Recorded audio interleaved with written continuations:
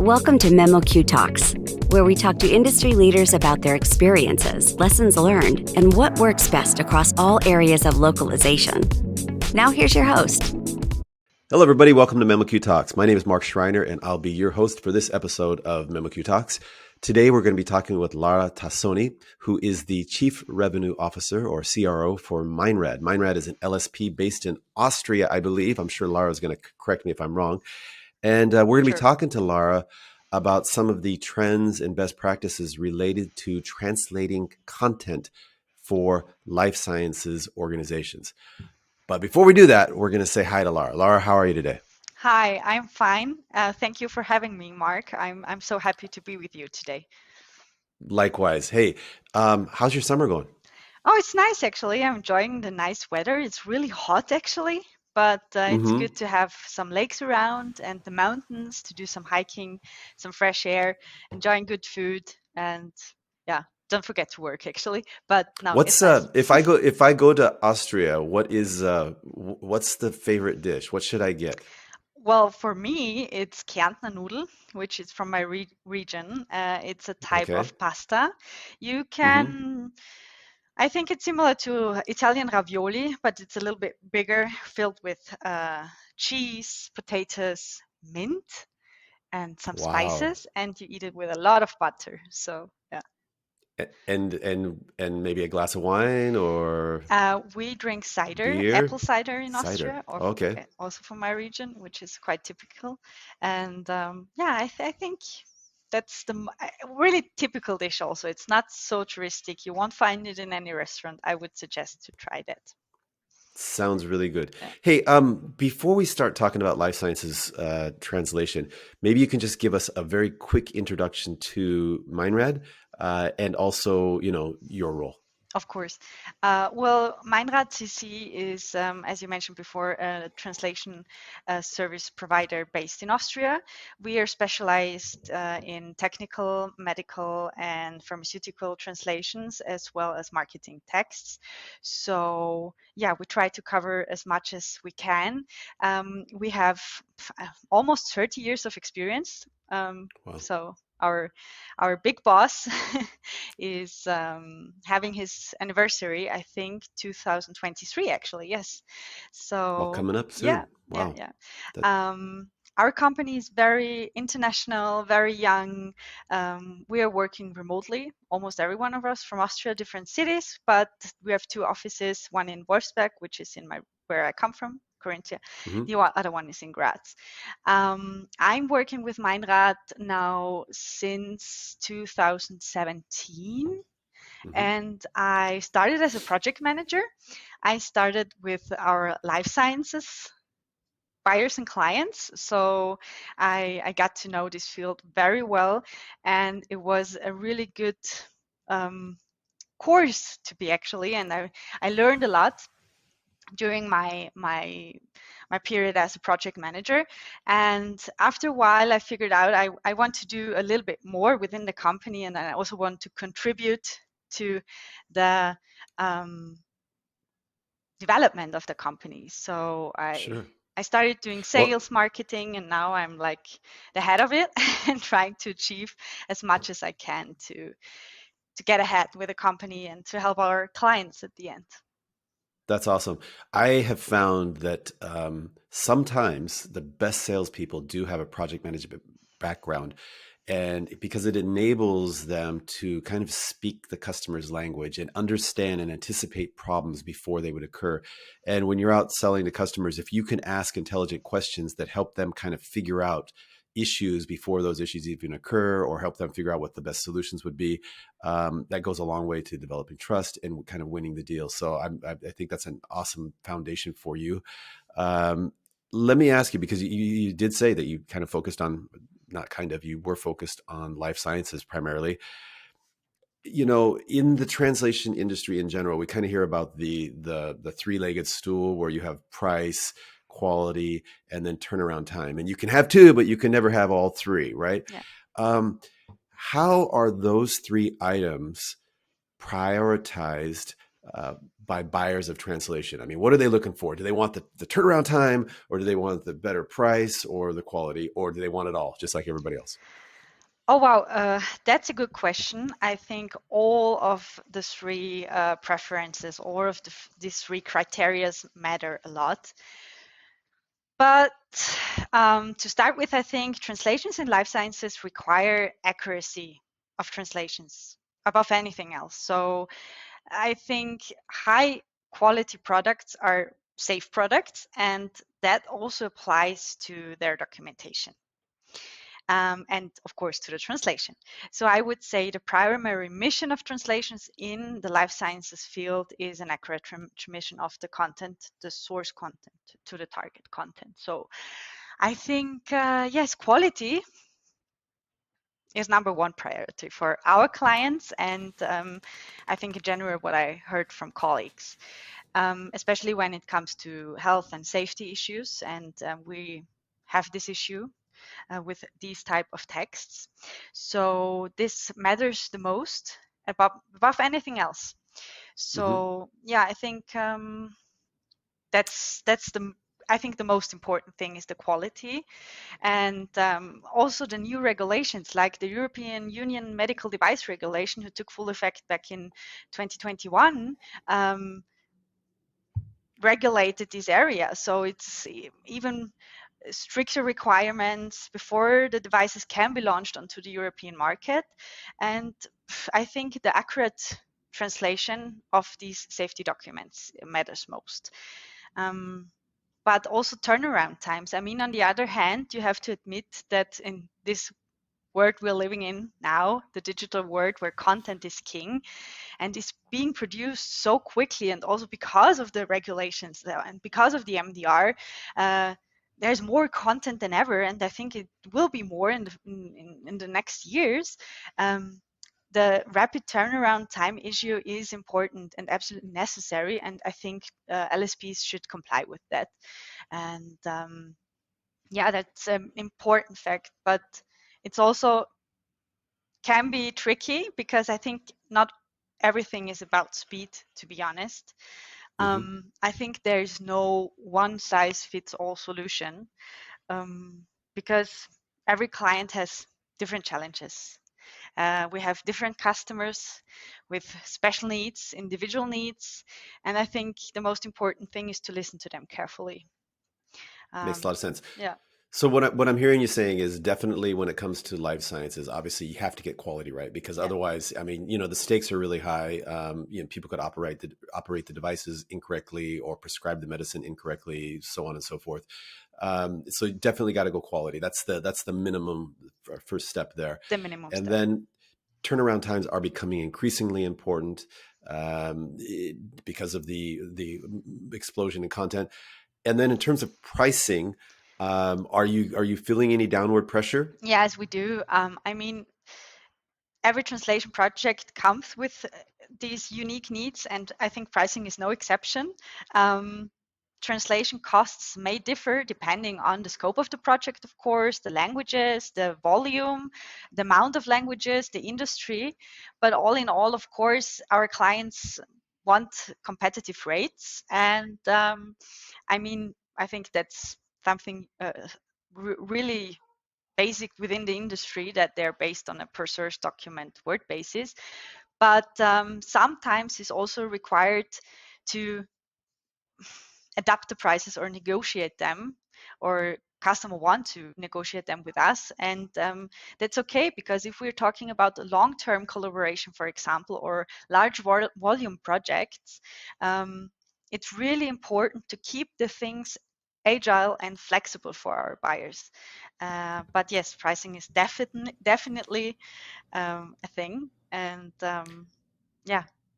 Yeah, I guess it's never going to go away, but again, it's all about understanding what the priorities are. Yeah. And you could be the cheapest and the fastest, but if you can't hit the quality requirements, you're not going to get the job, or you're not going to get a second chance after the first one. May I mention something here? Actually, please. Yes. Additionally, I also want to mention, because language service providers working within this specific field of life sciences, they are often required to achieve multiple certifications and life sciences and licenses.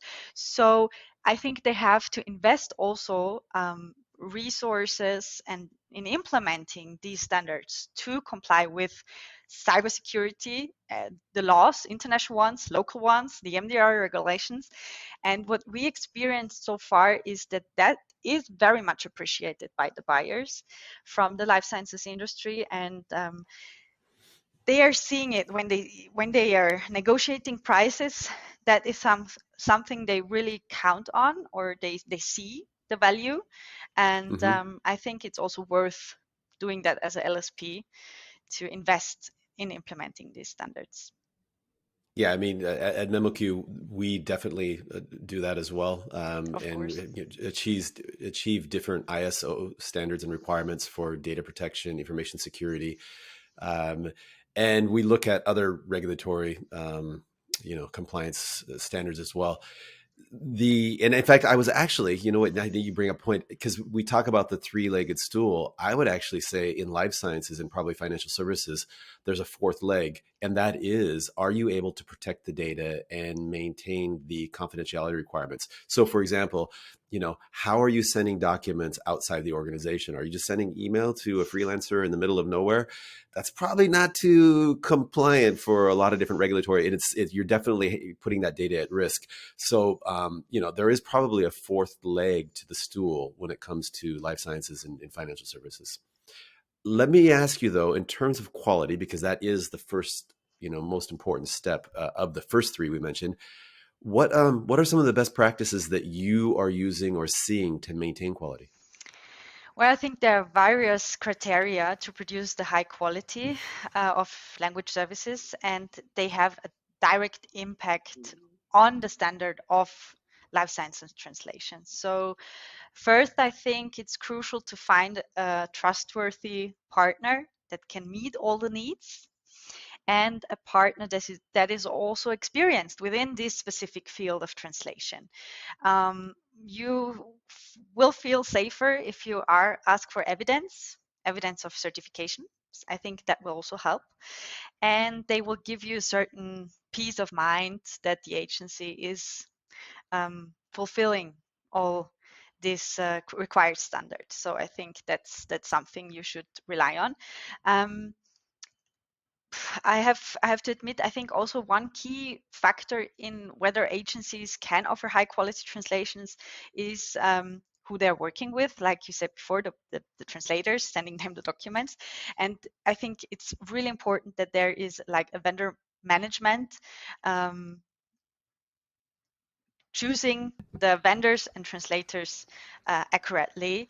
They need to have a special expertise and knowledge How do in you the special how do fields. you how do you check that? Because I've looked over the shoulders of some of our vendor managers in the past, and I've seen some of the applications that come in, and you'll get a translator that says, "Oh yeah, my specialty is business, automotive, IT, marketing, legal," and I'm like, I don't think so. No, no. So how do you check? We ask for test translations, to be honest, and Hmm. especially within the life sciences field, we figured out that something really appreciated from our clients is that we introduce the translators to our client, the client to the translator, like open communication, who is going to translate the text, and to see if the person sending us the CV saying the vendor has the experience within the field is capable of doing this text, like doing a really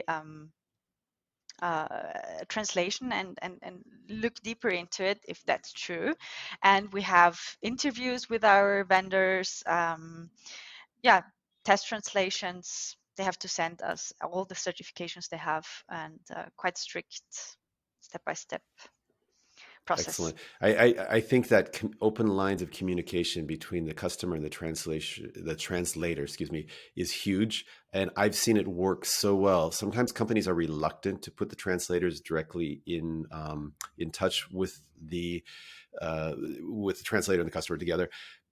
Maybe because they're worried that there might be some business discussions that come up, or maybe people concerned maybe the Yeah. translator will go direct. There's all these little concerns, but if you've got a solid business relationship, you shouldn't be that concerned about it, because the benefit from being able to cut out the middle person and let them communicate directly. And there's so many things, little nuanced, ways to use different terminology, et cetera, where only the customer can really tell you, no, this is what we're trying to get here. Exactly. And yeah. And sometimes the translator actually educates the customer too. And they say like, oh, the reason I did it this way is because of this, right? Exactly. I think it matters that you define very well where the subject matter lies. So is it the client with the expertise within the medical field, or is it the translator when it comes to the linguistic questions? Sorry. Yeah. Sure. So any other like, high level best practices that you'd like to point out? Yes, of course. What else? I think, well, talking about still the vendors, you always have to introduce to them exactly what type of text they're translating. On the one hand, you have instructions for medical professionals, need to be accurate with the correct terminology, with a correct tone of language, and specialized within the area. On the one hand, on the other hand, you can have supplying information for patients, people without any medical knowledge. So I think the top priority is also to the communication again, to communicate to the translators who is the audience, who is the target audience, who is reading the texts. And another thing is to use core translators. We figured out that it helps a lot to use always the same translator with the same client, especially within the life sciences field. They will get to know exactly what the client wants. They will learn the terminology, the specific wording they use, the company wants to use. And this also makes it possible to produce higher quality and also faster translations, to be honest. But I think Sure. we should not forget about introducing also centralized translation purchasing, and also use state-of-the-art tools. It's really important. I mean, You have any examples of like state of the yeah, art of tools? course, memoQ. Finally. Yeah, finally. Smooth workflows can only be achieved when using CAT tools like memoQ. I mean, just talk about translation memories, term bases. Those are so essential for producing consistent target text, which is absolutely necessary when it comes to life sciences translations. And yeah, especially when it also comes to a long-term relationship with a client, this will reduce the costs at the end. So it's a win-win situation, and I think that's the best. And everything should like meet the needs of the client. I really like that idea of having the core translators that work with the customers over and over again. When I was at CLS Communication, which primarily focused in the regulated industries, we would build a virtual team for every one of our volume customers and say, this is your team, and you train them, and we will deploy them, but we will work with you to figure out what's the smartest way to deploy them and who's going to be the lead translator, and do we have a weekly team meeting and all that kind of stuff. And we just treated it as their team, and they loved it. And the thing that would cause the most pain for customer relationships was if we lost our project manager or that lead translator, and they're like, oh, what are we going to do now? They didn't care about the business development guy or anybody else. They just go, it's that project manager and the lead translator was huge. It's really important. Of course, I like the idea about using state-of-the-art tools and automated workflows and everything like that. So, but I also wanted to ask you about is readability, because you brought up the example that sometimes the audience is the general public, and sometimes the audience might be doctors, right? So do you use any different tools or readability standards or guidelines to kind of help you achieve the appropriate style for the target audience? Of course, I think I have to repeat myself, to be honest. I think that's also something which should be elaborated in together with a client.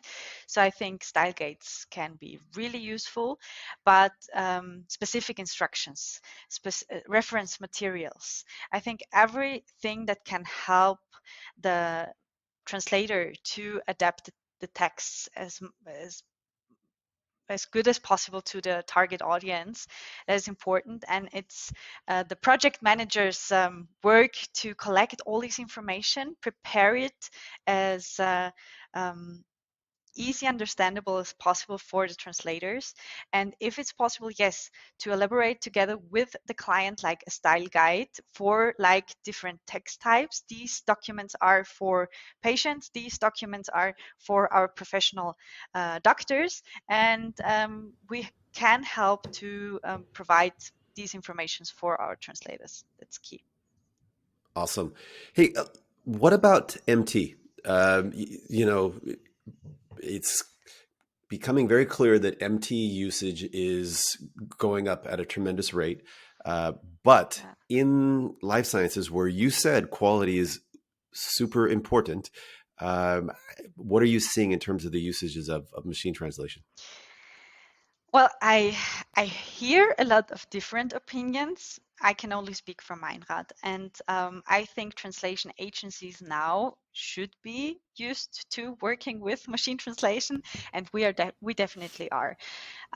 We have been using it now for I think 5 years, and we also established an in-house team which focuses on the development in machine translation only.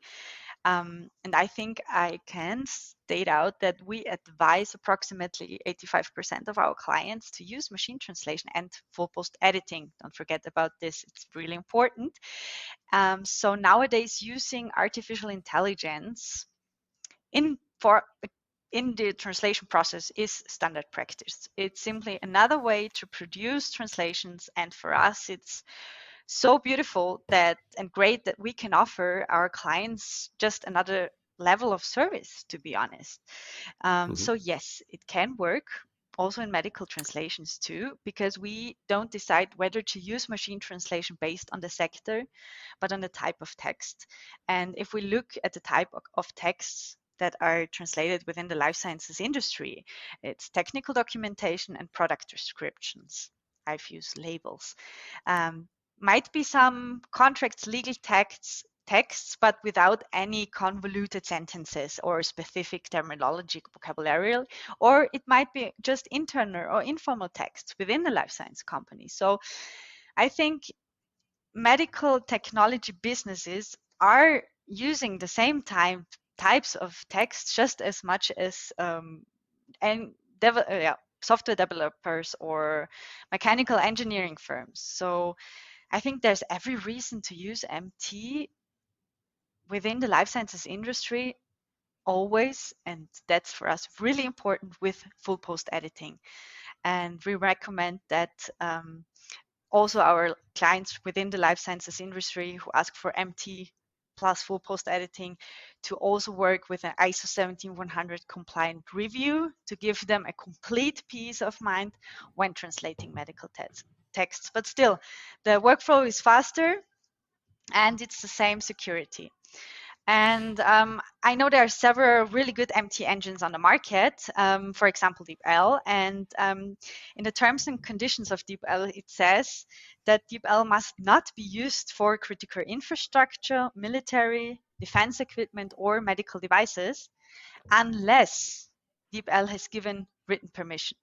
And now I can also only talk for MEINRAD, but thanks to our certifications for machine translation, the ISO 18587, our certification for the medical devices, and the translation services certification, we are able to use machine translation, the engine DeepL for machine translation. So I think this special authorization makes it also possible to use machine translation and post editing for clients in every sector, including the medical sector. That's fascinating. And you did say that when your client asks for or asks to use machine translation, so I would like to kind of drill down on that. is it the client who initiates the use of MT, or is it a cost discussion that say, hey, you know what, our budget is this, so Mm-hmm. and then you go back and say, well, a way that we could maybe achieve those price targets is by using MT plus post editing, or is it you as the business dev or CRO saying, hey, you shouldn't care what what we use to get it translated. We're just going to get your turnaround time, quality, and price and security requirements. We're going to meet all that, and what happens behind shouldn't really be a concern. I mean, explain a little bit about that. No, I think it should be a concern because I think project managers or I also as a CRO, we should be always listening to the client and listening carefully what he wants and what are his problems or fears actually when it comes to translations, especially within the life sciences field. So I think I would never say to a new client or a client, oh, come on, don't worry about what we are doing. You will have the same quality. No, because I think it's so key important that the client knows exactly what we are doing, at what stage, who is doing it, and what that means for the client.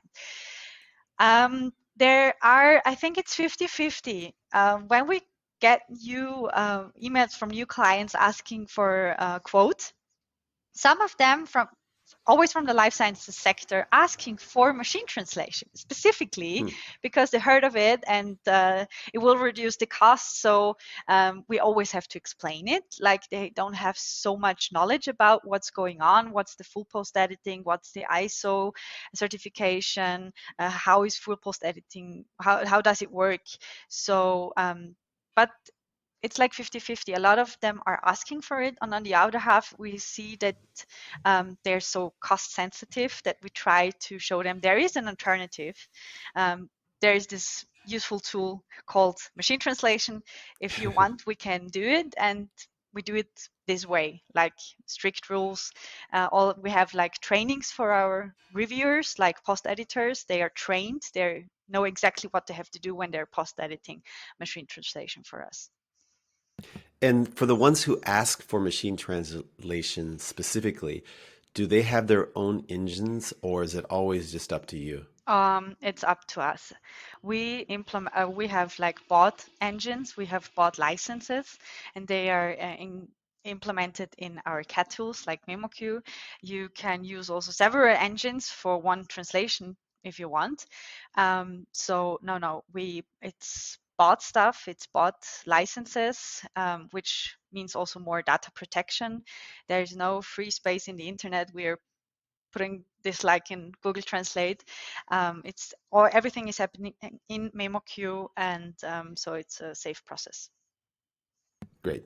And it's happening in memoQ, but in connecting with an MT engine. Of course. Yes, yeah, great.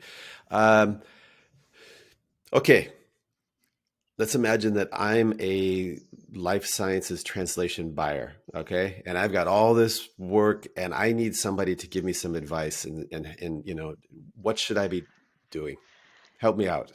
Okay. I think before anything else, preparation is the most important step. So at the beginning or before buying translation in life sciences, you should identify your specific requirements and the aim of the texts or the documents. So it's in your best interest to provide your language service provider, or when you found one, with accurate source documents and accurate information for them and for the translators. So that's, I think, one of the most important steps, the preparation step, to figure out what you really need. And then when you looked out to the market and found the right translation partner, I think second advice I can give you is to establish effective and open communication with these people and the trusted partner you found. We figured out that it's quite helpful to have a assigned project manager who are experienced within the life sciences field, actually. And I think that also enables transparency, to be honest, because when it comes to translating the text, sending the documents, implementing into memoQ, and then assigning the translators to them, we have to communicate in the meaning of transparency, everything to the client. And I would also highly recommend the client to ask, who is translating my texts? Is there any problem that you tell me who is doing this job? So apologies for the noises next door, but they're renovating the apartment next door. I'm sorry. No worries. It's the world we live in. And fortunately for us, my kids haven't got up and start making noise behind me in the kitchen. So we're all good. Okay, It's okay. that's fine. Yeah. I think another, you asked me about some advices, yes, Yes. when buying translation services for the life sciences field. I think you should also ask for certifications. I think that's also a really good advice I can give you, because medical translations are a very sensitive issue, and by meeting various strict criteria, ISO certified translation agency must guarantee consistent high quality translation. So in addition to the ISO 17100 standard for the translation industry is itself, also the ISO 13485 has been specifically produced for medical devices and offers clients a range of benefits when they're working with an LSP with this certification, because anyone who works in the medical sector knows about the ISO 13485, I think, and what it requires from quality management systems for medical devices. So in fact, it applies directly. Well, it not applies directly on the industry, but I think it helps language service provider to offer a better service in life sciences. Yeah, but Yeah, and how? I believe with ISO 1345, if you've achieved that, Yeah. that you are able to meet some of the other like regulatory requirements because you already have that. So you don't have to have other processes audited or anything like that. So it's kind of a good thing to have. Exactly. There are several benefits, like you know that the your agency, your partner, when it comes to translation, is a specialist, because Right. getting the ISO certification takes a great deal of time and money, and a whole team, a whole bunch of people has to be on board and meet these requirements in every aspect of their work. So yeah, what is really interesting though, that figures show that the certification still is quite rare for LSPs. So only 9% of the top world's language service provider are ISO 13485 certified, which is quite interesting in my opinion, as this market is growing so fast. Mm-hmm. Another benefit when it comes to the certification is that no supplier audits are needed. Manufacturers of medical devices are required to conduct the audit usually for all the stakeholders working with them. But that's only if the supplier don't have their own management or quality management system. So I think that's also something crucial, because you can just skip the audit and work together with the LSP.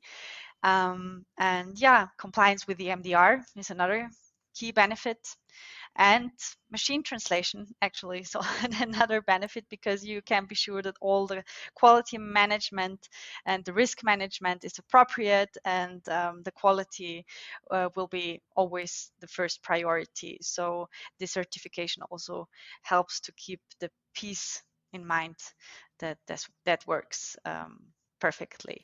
Yeah.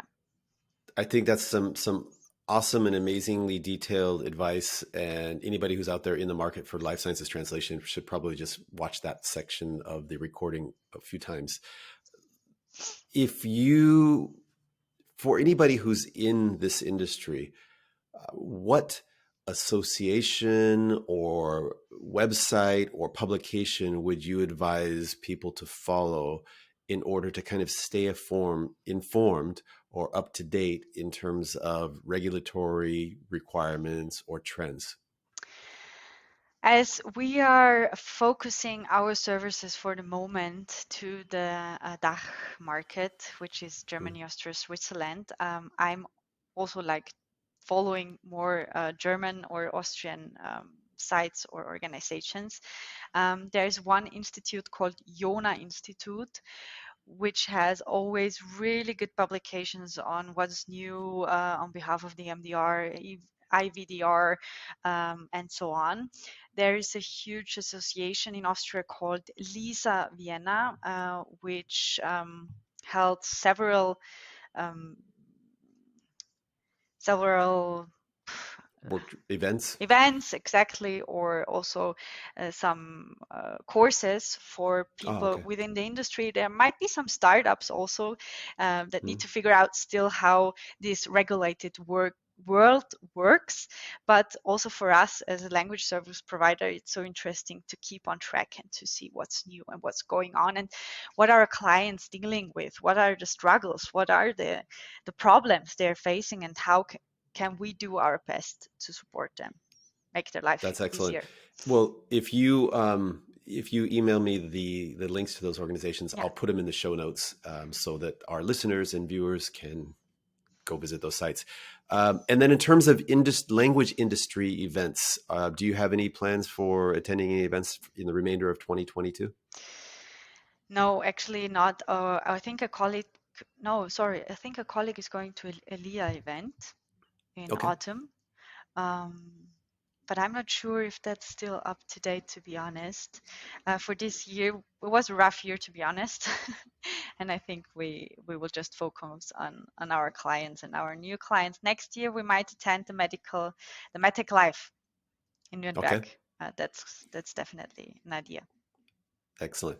Well, hey, Lara, I really have enjoyed this conversation, learned a lot, and you're clearly a subject matter expert for life sciences translation, sales, and project management, and everything in between. So thank you so much for your time and for sharing all your thoughts.